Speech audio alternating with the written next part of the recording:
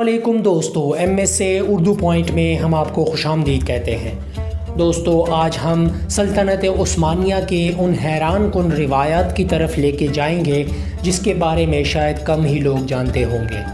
جی ہاں دوستو، جیسے آپ کو معلوم ہے کہ سلطنت عثمانیہ کل 600 سال پر محیط ہے، جو کہ اتنے لمبے عرصے تک مسلمانوں اور اسلام کا دفاع کرتا رہا، لیکن اتنے لمبے عرصے تک خلافت یا سلطنت کو قائم رکھنا آسان نہیں تھا۔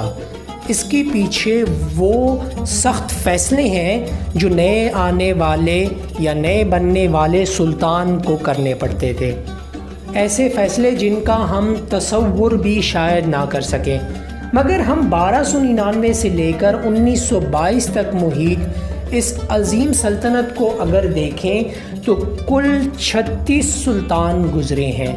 دوستو، کہتے ہیں کہ بھائی بھائی کا سہارا ہوتا ہے، لیکن جب بات حکمرانی پر آتی ہے تو اکثر ان رشتوں میں سازشیں جنم لے لیتی ہیں۔ ایسی ہی کچھ واقعات سلطنت عثمانیہ میں بھی پیش آئے، جب سن 1595 کے ایک دن سلطان مراد کے انتقال کے بعد سلطنت ان کے بیٹے سلطان محمد کو مل چکی تھی۔ یقیناً یہ وہ دور ہے جب سلطنت عثمانیہ کا عروج تھا، پر اس دن کو تاریخ کیسے بھول سکتی ہے کہ جب نئے سلطان کی آمد سے 19 شہزادوں کے جنازے محل سے نکلے۔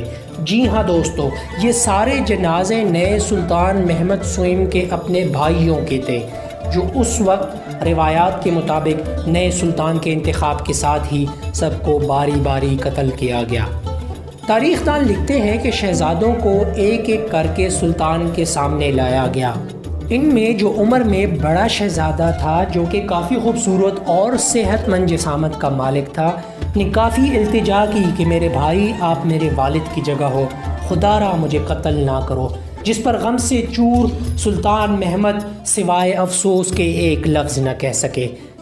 کہتے ہیں کہ سلطان محمد سوئم کے والد سلطان مراد سوئم کا بھی جب حکمرانی کا پہلا دن تھا تو منظر کچھ زیادہ مختلف نہ تھا۔ سلطان مراد بھی جب اقتدار میں آئے اپنے والد سلطان سلیم دوئم کی وفات کے بعد، تو بظاہر ان کی سلطنت کو جانشینی یا تخت نشینی کا کوئی خطرہ نہیں تھا، کیونکہ ان کے بھائی ان سے 20 سال چھوٹے تھے، لیکن پھر بھی انہوں نے اپنے سارے بھائیوں کو ہلاک کر دیا۔ تاریخ دان یہ بھی لکھتے ہیں کہ سلطان مراد سوئم بہت رحم دل تھے۔ وہ کافی دیر تک اپنے بھائیوں کو بچانے کی تدبیریں سوچتے رہے، پر آخر سلطنت عثمانیہ کے قانون کی خلاف ورزی کے ڈر سے روتے ہوئے خاص بندوں کو اپنے بھائیوں کا گلا گھونٹنے کے لیے روانہ کیا۔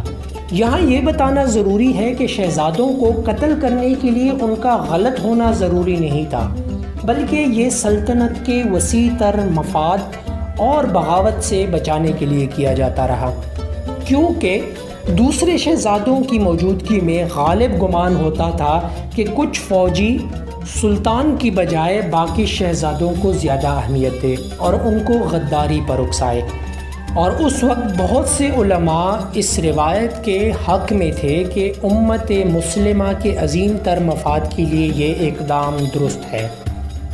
آپ سب سوچتے ہوں گے کہ اس روایت کی ابتدا کہاں سے ہوئی۔ تاریخ دان لکھتے ہیں کہ 1402 میں حکمران سلطان بیزید اور سلطان تیمور کے درمیان ایک بڑی جنگ ہوئی، جس میں سلطان بیزید کو شکست ہوئی، جس کی وجہ سے سلطنت عثمانیہ کو خانہ جنگی اور شدید تباہی کا سامنا کرنا پڑا۔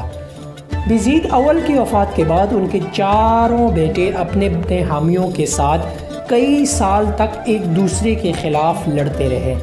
اس خانہ جنگی کے بعد سلطان محمد اول، جو بھائیوں میں چھوٹا تھا، سب کو شکست دے کر 1413 میں حکمران بنا۔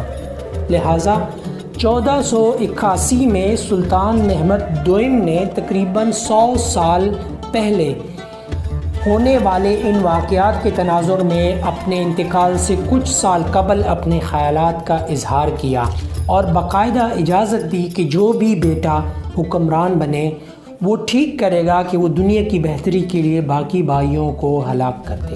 شروع میں اس روایت کو ٹھیک سمجھا جاتا رہا، پر جیسے جیسے وقت گزرا اور لوگوں نے ایک ساتھ 19 شہزادوں کے جنازے دیکھے جن میں سے کئی چھوٹے شہزادے بھی تھے، یہ روایت کافی غیر مقبول ہونے لگی اور لوگ سوال اٹھانے لگے۔ سلطان محمد سوئم کے بعد جب سلطان احمد اول تخت نشین ہوئے تو انہوں نے اپنے بھائیوں کو دباؤ کے باوجود قتل نہیں کیا۔ یوں یہ روایت کافی حد تک دم توڑ گئی۔ دوستو، اگر ہماری ویڈیو آپ کو پسند آئی ہو تو ہمارے چینل کو سبسکرائب کر لیں اور ساتھ دیے گئے گھنٹی کے نشان کو دبا لیں تاکہ آنے والی ویڈیو کی اپڈیٹس آپ کو ملتی رہیں۔